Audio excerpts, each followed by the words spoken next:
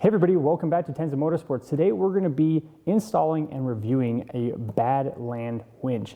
Now the reason that we're looking into doing something like this is because if we have a car that can't run under its own power or doesn't have an engine at all, as per the M3 shell that we have, is currently not running because there's no engine in it. And I've had a couple times in the past where I wished I had a winch in the trailer. The biggest reason for that being is, like, if I were to take my race car to a track and something breaks, if I can't round up enough people to help push the car in, I'm stuck, and that's not good. So the other reason for the race car side of this is because my race car is really low to the ground, and where I'm able to basically do this from outside the car or just have a spotter instead of trying to drive the car in, I can keep damage to the splitter down to a minimum. The other reason being that the new clutch that I've got, that 4-puck unsprung clutch, is on or off. So when you're going up into the trailer, you're just driving up into the trailer at like 5 or 6 miles an hour, which isn't fun, and you're potentially kicking the ramps around and stuff like that. So this is going to solve a lot of issues that we've had with the trailer. And I think one of the issues that we've been having is the fact that my trailer is a little bit taller than what a normal car carrier. If it was just strictly for cars, you'd get one that sits lower to the ground. So that's the reason we're doing a winch install. And now, David, tell us exactly how we're going to get this put in there. So these basically have bolt holes in the bottom that are threaded, and it comes with a plate so you can mount it to a bumper. We're going to use the plate as a template. We're going to mark the holes, drill through the bottom of the trailer, right through the wood, and then screw up through the bottom of the trailer. And hopefully we'll land on a cross member, so we'll actually have some really solid anchoring into the frame. If not, we'll just use some big washers to hold it in there.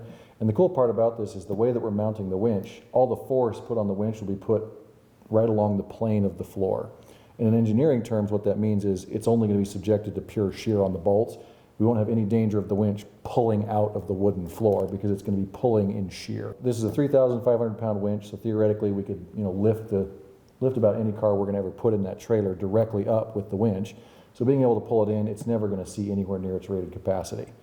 So just by bolting it through the floor, putting some big washers behind it, it'll do everything we need it to do. So we're going to go through a quick unboxing, show what it comes with, and then we're going to go show it installed. And then later in this same video, a different day, but later in this video, we're going to show us actually testing this out. We're going to go pick up our M3 shell and actually go and take it to a more permanent storage place until we have the funds and the parts available to us to continue that build. That'll probably happen shortly after finishing the wagon and a couple other things that we're doing to the white 330 race car that we own.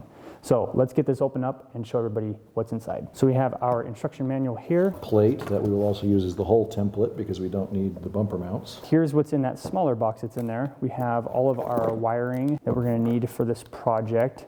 We have a really cool Badland winch strap marker. So all this will be for your power and ground, and then we've got our remote here, which will be pretty cool, and it looks like the remote is on a fairly long wire. Good hook, nice hook. And then here is the actual winch itself. We found some bolts that are longer so we can get all the way through the floor of the trailer. These are probably too long, so we're going to use these to locate it and sort of get it fixed in place, and then we'll go buy the correct size to get it finally mounted. But now we've got something that we can totally, run all the way through the floor and get everything properly lined up. All right, so here is the home of the trailer and our junkyard. We've got a whole bunch of Beamer parts here, just kind of set aside, hoping that someday we'll find a home for them. Over here, we've got the hood to the death cart. Those are some 330 parts. This is the gas tank from the wagon over here. And then we also have the exhaust for the M3 that we pulled off. Here is our 2.5 liter engine. We're probably going to be using the block and parts off of this motor if we decide to go with an M54 B30 build on the M3 shell, which is probably more of what we're looking towards because we know these engines really well and they're actually pretty cheap to get a hold of. And then we'll probably just boost it. And then over here is the trailer, so we're going to go inside and I'm going to show you exactly where we're going to be putting this. So we already have it drawn up, a little bit of a map here, and then one of the screws that was actually in the trailer, when we pulled it out, went all the way through, and it looks like that's where basically we're going to want to be.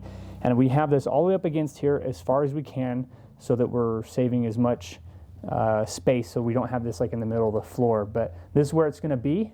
And then we'll be running the wiring probably again at a later date. Today we want to just get it mounted and see if we can get it to run. And we'll be using a jump pack. And in the future, we'll probably be using some sort of car battery system or try to get it hooked up to the truck. We're not sure quite yet what we're going to be doing, but we definitely want it to be a professional looking system so we don't have a bunch of wires all over the place.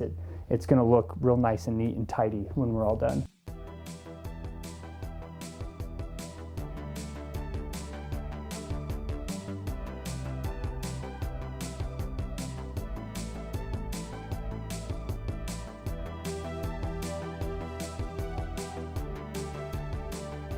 So it looks like a really big mess right now, but we have everything all hooked up, all color coordinated, and the manual is pretty easy to read.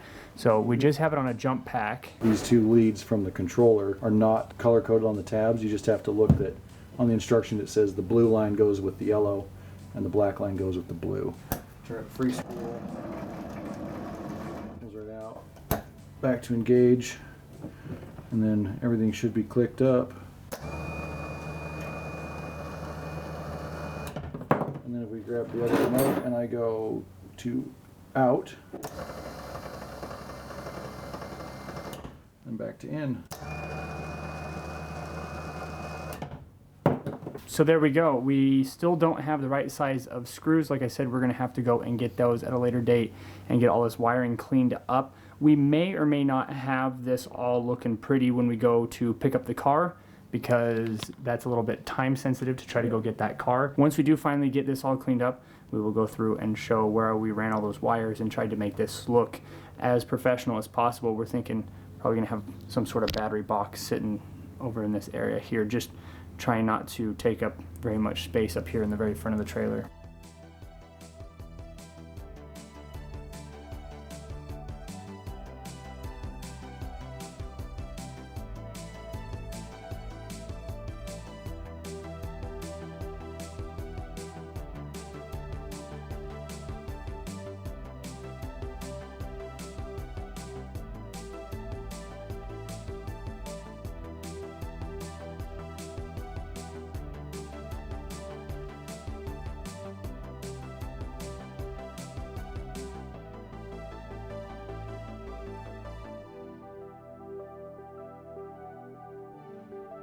All right, so we just put the M3 shell into the trailer. It was a little bit more of a fuss than we thought because the M3 actually has a flat tire, and because the alignment was all screwy, it's actually really difficult to push. So I pushed a little bit to help out, but I'm not sure how much I was actually helping the winch. The winch did really good. We are using a jump pack from Harbor Freight, the same place that we bought the winch from. So we'll have all those linked in the description below. So far, so good.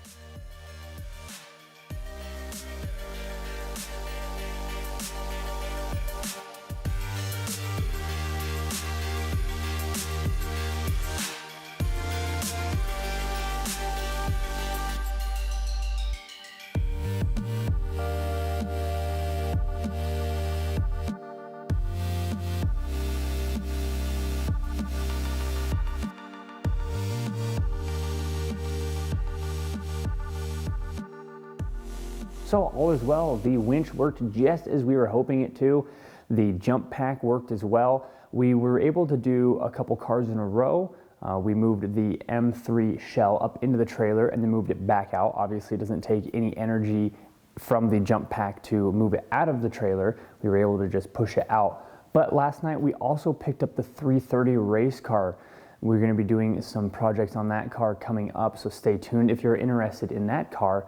We were able to do a full test on that winch and it worked out really, really well. Right now we are in the winch just over $100 and the jump pack was around $50. We are going to be doing a car battery later and that will probably put us another $120, $130. So this has turned out really well. We're very happy with it. We would have done a little bit more review type content while we were loading it, but there was two things. One, the winch is quite loud.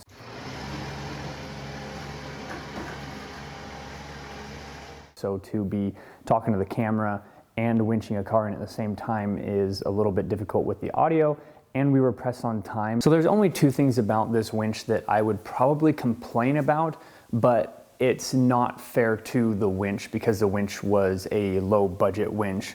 Obviously, it's nice to have a guide, so as the wire comes back in, it sits there and spools it back up properly. We've never actually owned a winch that does that. All of our four-wheelers and side-by-sides and things like that have never had a spool guide. The other thing that is a little bit annoying on a winch is the fact that when you go in or out, it's on or off. But again, these are not fair criticisms of a winch of this price. For the price, this winch is absolutely fantastic. We are very happy with the way that everything mounted up, how small it is, how well it works with that little jump pack that we've got, and how seamlessly and effortlessly it pulled the cars up into the trailer. The M3 shell, even though it didn't have an engine or transmission, was probably the most difficult for the winch to pull. We didn't quite get the trailer in the right angle, and so it pulled the front end over a little bit, and then it also had a flat tire and the alignment was all over the place. It did roll a little bit, but it was very difficult on the winch. The winch was making far more noise pulling that M3 shell into the trailer than it was when I was pulling the race car into the trailer. So there you go. I think this is a fantastic winch. If you're looking for something that's a little bit low budget, very similar applications, this is a fantastic setup. Comes with everything you need. We'll have the links to everything we used in the description below. And as long as you mount it somewhere secure, you won't have a problem with this setup. Now, before I end this video, I wanna go over our Super Clean giveaway. So we are doing a giveaway here in just a few weeks. We're gonna be announcing the winner on Instagram. If you want to be considered for the giveaway, all you have to do is follow us on Instagram at Tenza_Motorsports. We're going to be pulling from the list of followers. That's who the winners are going to come from for this giveaway and all future giveaways. This is everything that you'll be getting here, all 5 items. It's a pretty cool setup. Comes with a lot of really cool stuff. This is for the lower 48 states only. Again, all you have to do is follow us on Tenza_Motorsports. Thanks so much for watching. If you enjoyed today's content, hit the like button, subscribe if you are new, and we will see everybody in the next video.